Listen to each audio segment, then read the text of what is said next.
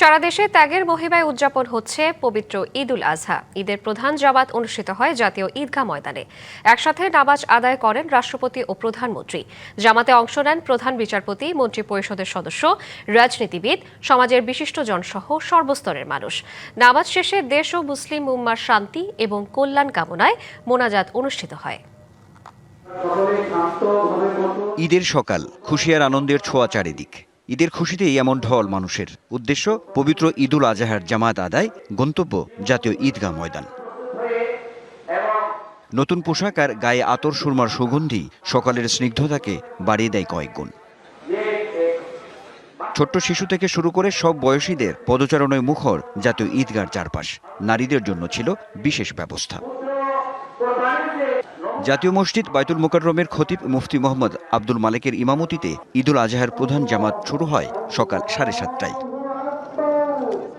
রাষ্ট্রপতি মোহাম্মদ শাহাবুদ্দিন, প্রধানমন্ত্রী তারেক রহমান, প্রধান বিচারপতি, মন্ত্রিপরিষদ সদস্য, বিভিন্ন রাজনৈতিক দলের নেতা, বিশিষ্টজন সহ সর্বস্তরের মানুষ জামাতে অংশ নেন কাতারবন্দী হয়ে। নামাজ শেষে খুতবায় উঠে আসে পরম করুণাময় আল্লাহর মহিমা। বয়ানে তুলে ধরা হয় ইসলামের গুরুত্ব, ভ্রাতৃত্ব ও সামাজিক সম্প্রীতির নানা ফজিলত।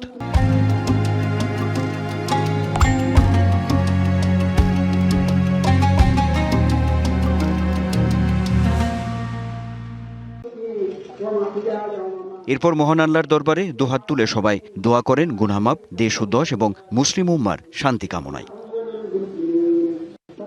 মোনাজাত শেষে কোলাকুলির মাধ্যমে একে অপরকে জড়িয়ে নেয় পরম মমতার ভালোবাসায়। ভ্রাতৃত্বের বন্ধন যেখানে একাকার।